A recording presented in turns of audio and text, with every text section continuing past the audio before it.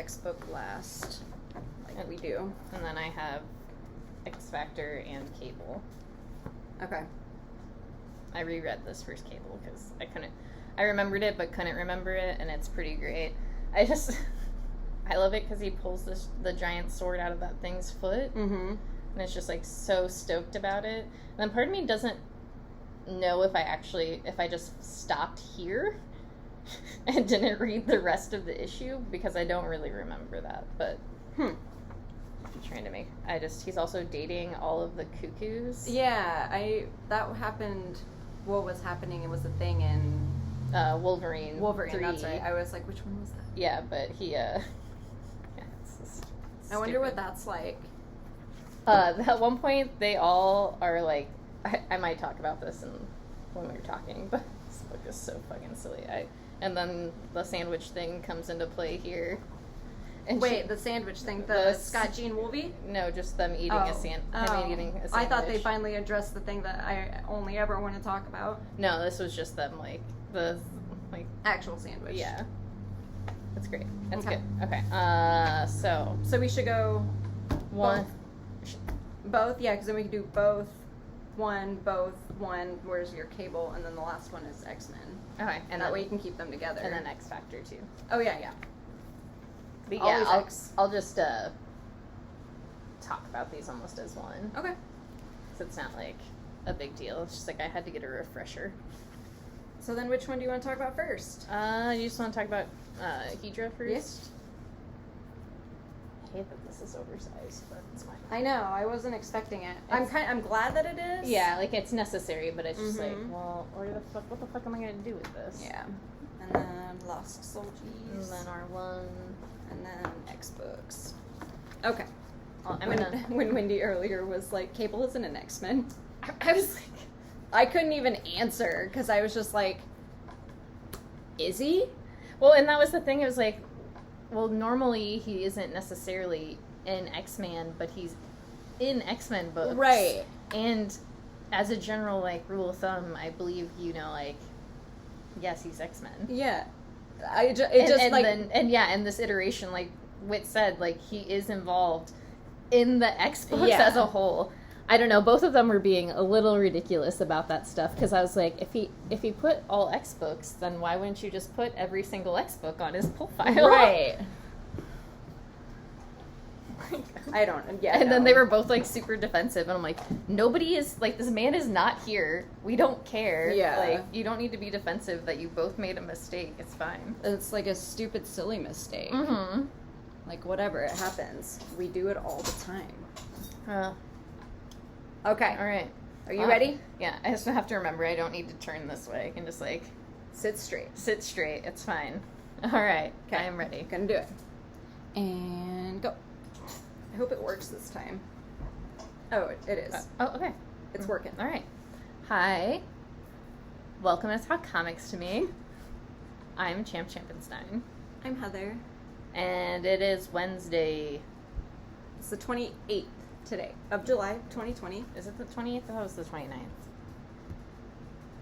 It's 29th. Okay. I was still in Tuesday mode, apparently. I was so proud of myself, too. I was like, I remembered it. I got it. Well, and I believed you for a full second, because you did say it with such confidence, but then I was like, well, no. it's because I haven't written today's date out yet.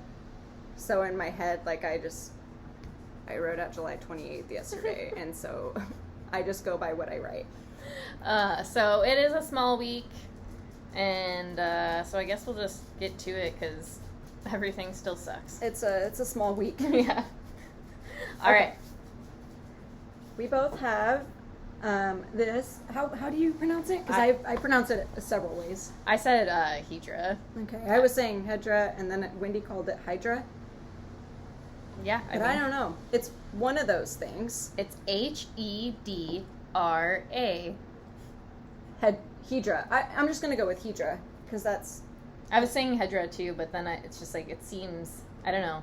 Anything that starts with H-E, like my name, I say, like, like Hedra.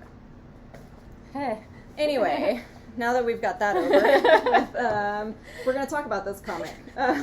So, it is split up into several panels on the inside, and there are absolutely no words. No, it's absolutely beautiful. It is really too. gorgeous. It's a really good story too. May I run through it, see if I can remember?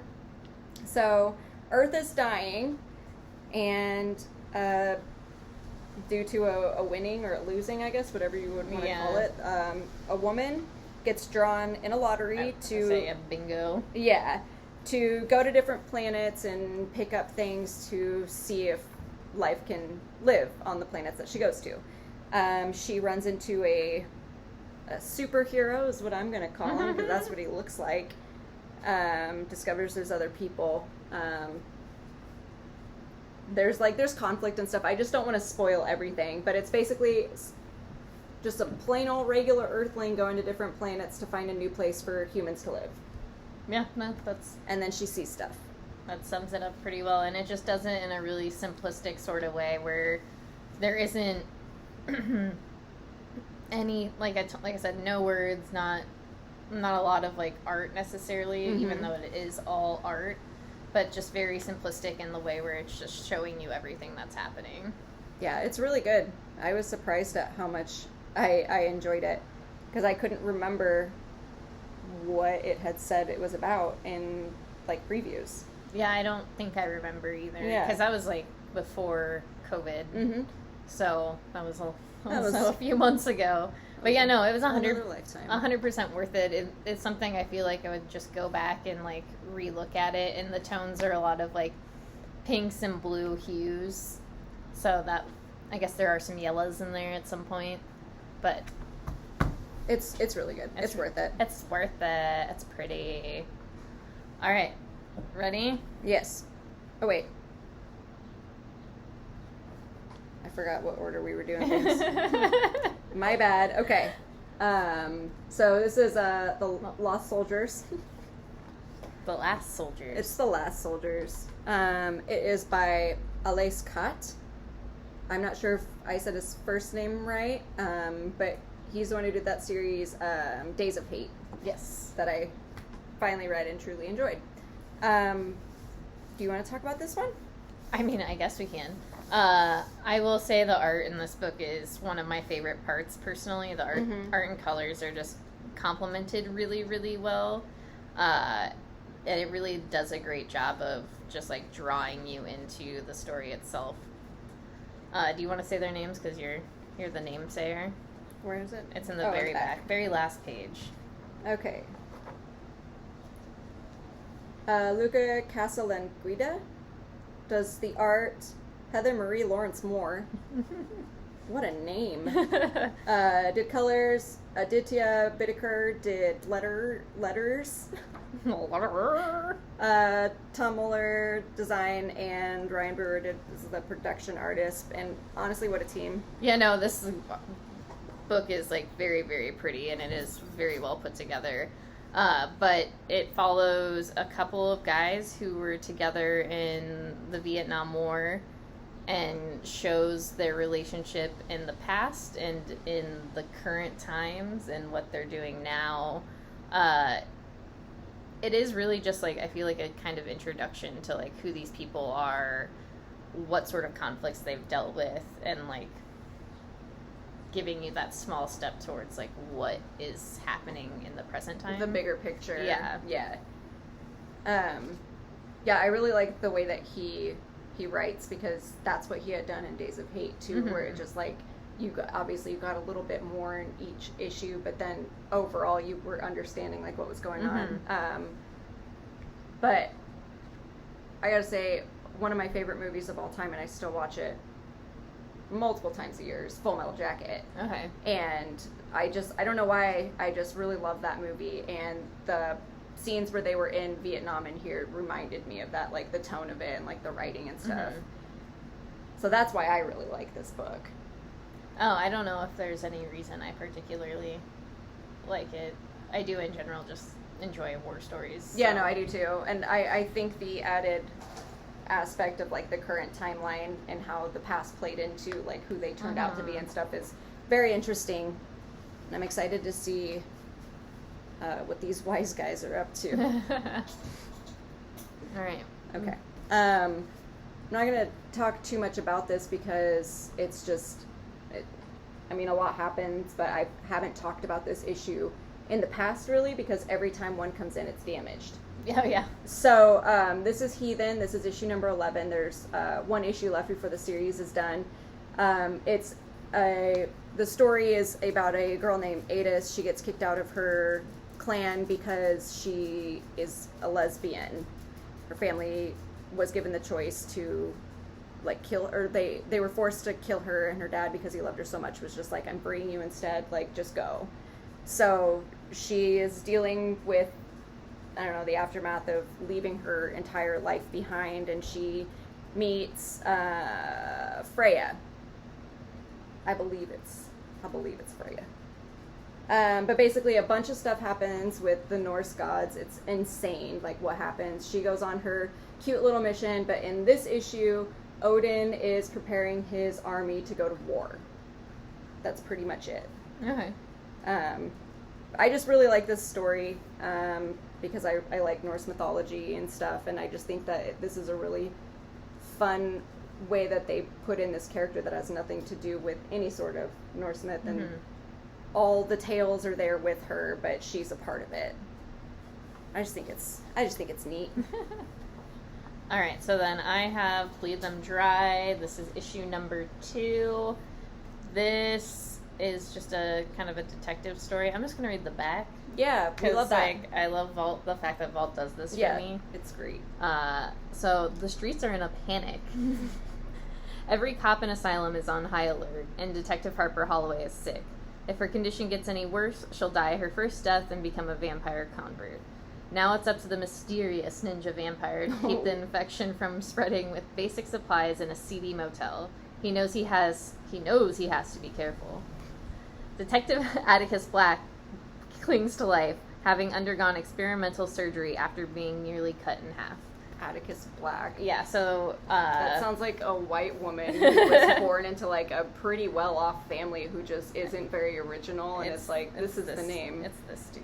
Okay. So Atticus and Detective Holloway were partners at the end of the first issue. She was badly hurt and found out that Atticus was a bad guy, if I remember properly. These cops being bad guys. Surprise. That's been a theme in your life. I know. Well, I'm not going to rant here about that. It's okay. Next time. No. I'll save it. So, within the first issue, she ends up getting hurt, finds out her partner is a bad guy. Nobody else knows this information, though, on the other hand, and she is taken by the ninja vampire to save her. So this whole issue is her, feeding on blood to help fix her, and Atticus just, his surgery is pretty badass. The story's a little ridiculous and silly, but it's entertaining. It's entertaining, yeah. So I am interested to see what happens. This playlist is incredible. Okay, and I'm going to talk about, this is Archie. This is the last part of the Katie Keene arc, thankfully. Issue number 713, though, altogether. I've only read 13 issues of this. Can you believe it? No, actually, it feels like you've read way more. But I suppose that's because you're reading the Sabrina series for a little bit. And all the Veronica Large ones. Yeah. Okay, so anyway,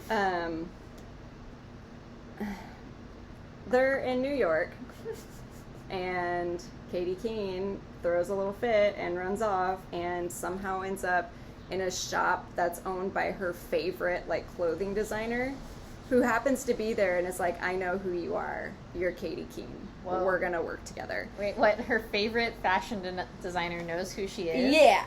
And, how long? Couldn't she... Boom. Katie Keene, that is you.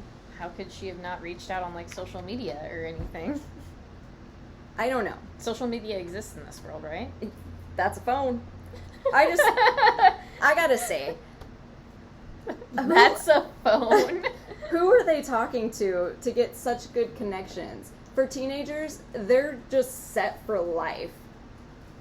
It's insane to me. Every issue is oh, we're going to go to New York City or we're going to go somewhere, and you know, we know so many people who can like make you a famous artist. They can make you a musician. They can make you a clothing. Like they know everyone. Are you telling me that's not how this works in real life?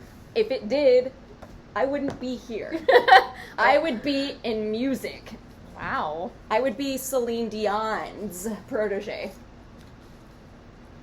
The multiple Celine Dion. Yeah.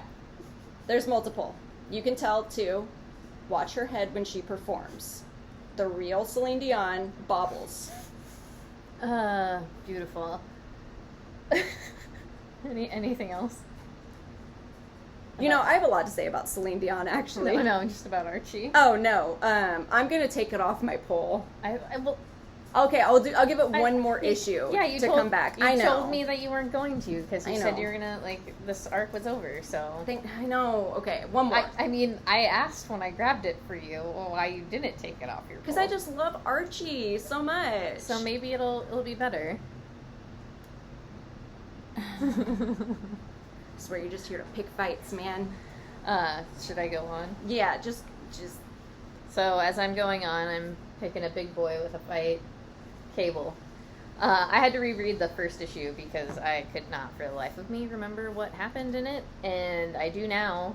Cable finds a big-ass fucking sword. Yeah, that's funny because when I had read it, that's all I could remember from it, too, and I think it's just because of the look on his face when he... Yeah, no, and that's what I said. I don't know if I just, like, finished it. Like, I don't know why I would have been like, okay, done, and just, like, shut the pages. But Cable finds a big sword, and Scott comes and he's like, hey, you weren't supposed to go to Monster Island. And then these robots come to life, and they're like, we need this sword. Give us the sword. And they just come flying to Earth. So it's, you know... It was great. I love the first issue. That was a nice little recap for me. And then in issue number 2, Cable is... Wait, is Kyle reading it? Oh, Kyle, are you reading? Yes, Kyle is reading this. I do know that he did get number 2. So I'm not going to go too much into that real fast. We'll talk about it later. But it's funny. It's cute. I really do enjoy this book quite a bit. I think it might be a little bit of like the Phil Noto art. But... It's so good. Yeah, Gary Dugan's writing in this is really, really great. I told Chris it kind of reminds me of Deadpool, but it's not Deadpool. It's cooler than Deadpool. It's cooler than Deadpool, and like even cooler than Cable normally is. So it's just, yeah, super enjoyable. Do you want me to talk about X Factor? Yeah, you might as well. I have X Factor. Here it is. We just were shorted. I was able to read it at work, and... That is another one Kyle picked up, so I will just briefly talk about it. It is a very, very introductory issue. Just gives you all of the players who are going to be in X Factor, and then they kind of decide that X Factor is going to be a thing. So they kind of solve a mystery, and then they go to the Quiet Council, and they're like, yeah, let's do this. Let's have a detective agency. So... Just with a lot of words. Yeah, just with a lot of words. That is the one thing, at least about this first issue, and I don't know why I wasn't expecting... No, you're good. You're good. You stay, Kyle. I think that's a pretty good explanation of what X Factor is without giving away too much information. But Leah Williams' writing is really great in it, but it is very wordy. It wasn't... Usually, I wouldn't say her stuff isn't normally not wordy, but it feels like it's not... What else have they written? She did like those Gwenpool books. Oh, okay. And she's done like a few other things. But it just, I wasn't prepared for it. I think that was more than anything. So it's just like, I'm not ready to turn the page and have like all of this going on, but enjoyable all the same. Okay? Okay. So our last book is X-Men. This is issue number 10.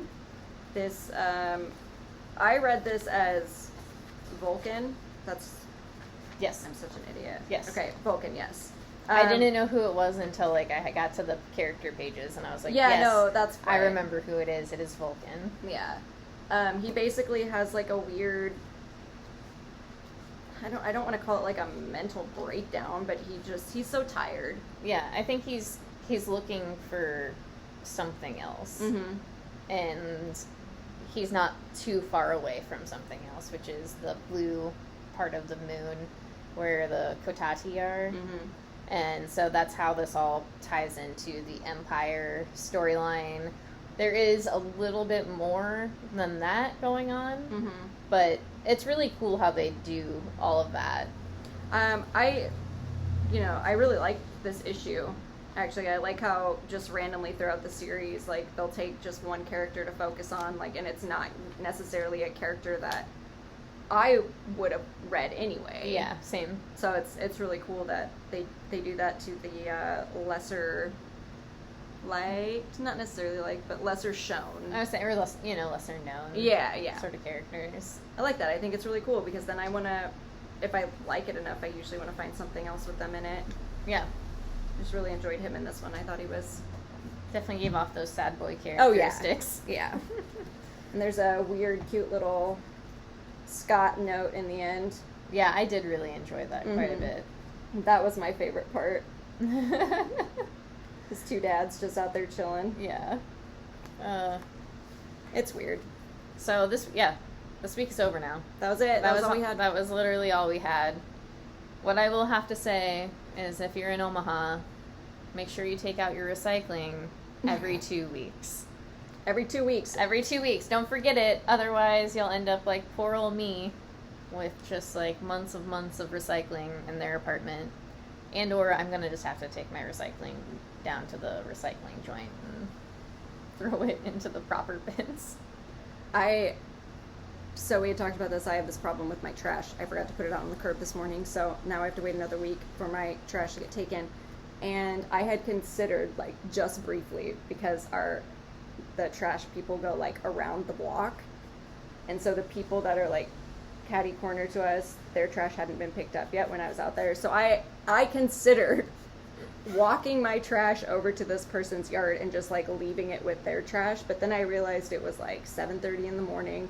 Sun's out, people are waking up. The rooster across the street was literally crowing. I have a rooster that lives across the street from me. So I got a little shy, and so I didn't do it. But I should have, because my yard fucking stinks right now. These raccoons, man, they just get into everything. Yeah, raccoons do get into trash quite frequently. They've even started taking the lid off of the trash can to get to the trash. Raccoons are great. I love raccoons. I love raccoons. I think they're fantastic, but I just wish they would leave my trash alone, or at least put it back in the trash can when they were done, because it's all over the yard.